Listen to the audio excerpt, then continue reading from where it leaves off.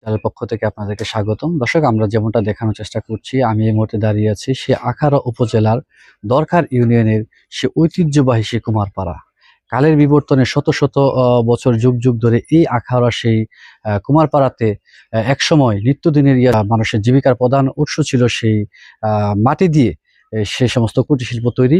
একসময় এই পহেলা বৈশাখের মেলাকে কেন্দ্র করে এখানকার প্রতিটা ঘরে প্রতিটা পরিবারেই তারা পহেলা বৈশাখের নিত্যদিনের সরঞ্জাম বানানোর তারা একসময় ব্যস্ত ছিল, কিন্তু কালের বিবর্তনে হারিয়ে যাচ্ছে আজকে সেই কুমারপাড়ার জীববৈচিত্র্য। একমাত্র এই মাটির অভাবে এবং সরকারি কোনো সার্বিক সহযোগিতা না পাওয়ার জন্যই তারা আজকে ক্ষতির মুখে পড়ছেন, এই পেশা থেকে বিলুপ্ত হচ্ছেন। তো সরকারের কাছে তাদেরও একটা আবেদন এবং প্রত্যাশা করেছেন যে তারা যেন সরকারি এই শিল্পটাকে টিকিয়ে রাখার জন্য সরকারের কাছ থেকে যেন নানান ধরনের ভাতা এবং সার্বিক সহযোগিতা পান, তাদের এই মোটে প্রত্যাশা। তাদের সার্বিক দুঃখ দুর্দশা এবং তাদের সার্বিক পরিবেশ পরিস্থিতির কথা আপনাদেরকে যেমনটা তুলে ধরার চেষ্টা করছি। দর্শক, যেমন ফাল জি, কত বছর যাবত আপনার এই শিল্পটাকে? এই শিল্পটা আমার বয়স অনুযায়ী প্রায় 50 বছর ধরে করতেছে। এই যে করলে ওখানের সময় সাইরা দেওয়া হয়েছে। কেন আপনারা ছেড়ে দিচ্ছেন? সাইরা দেওয়া হয়েছে তখন এইটা মাটির দামে, বনের দামে, লাঠির দামে তা দিয়া ফুসে না, পরিশ্রমে দিয়া এটা ফুসে না। মাটিটা কোথা থেকে আনেন আপনারা? মাটি আড়াল্লা মাটি বিছাই আনতো। কোথা থেকে আনেন আপনারা বর্তমানে এই যে এখন মাল আনছেন? মাটিটা বিলেত থেকে আনতো। কত টাকা আপনারা কিভাবে আনেন এটা? কিভাবে? আগে তো আমরা লইছি, মনি মানুষ লইছি, ওখানে 1 ট্রাক মাটি আনলে এমনি 1 ট্রাক মাটি বেছে 1,500 টাকা, আর আমরা মাটি আনলে লাগে 3,000 টাকা যায়। তো এই যে এটা তৈরি করছেন, কিরকম লাভবান হচ্ছেন আপনারা? লাভবান নাই। টিকে রাখার জন্য সরকার টিকাই রাখান আমার বাপ দাদা কই রাইছে বুঝলা, এই হিসাবে আমরা কিছু করি আর। এখন সরকারের পক্ষ থেকে আপনারা কোনো সুবিধা পাচ্ছেন না? পাই না। সরকারের পক্ষ থেকে কোনো সুবিধা পাই না। আমরা সরকারের পক্ষ থেকে এখনো কিছু পাই নাই। তারপরে আমরা এটা 12-14 বছর ধরে করতেছি, তারপরে এরকম মূল্য এখনো পাই নাই।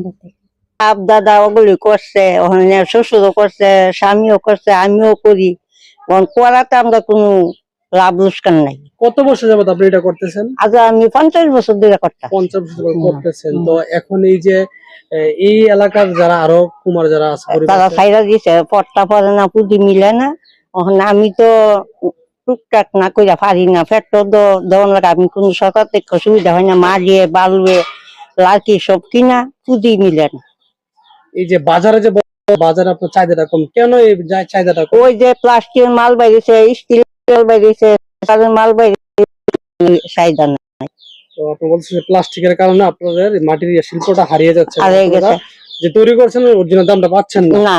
এখন আপনার আমাদের সরকারের যে মাননীয় সরকার বর্তমানে আছে তাদের প্রতি আপনার কি চাহিদা আছে, বা আপনি যদি চাহিদা সরকারে কিছু চাহিদা করতো যে আমরা ফিস জ্বালাইতাম, সরকার থেকে আমরা কোনো চাহিদা পাই না।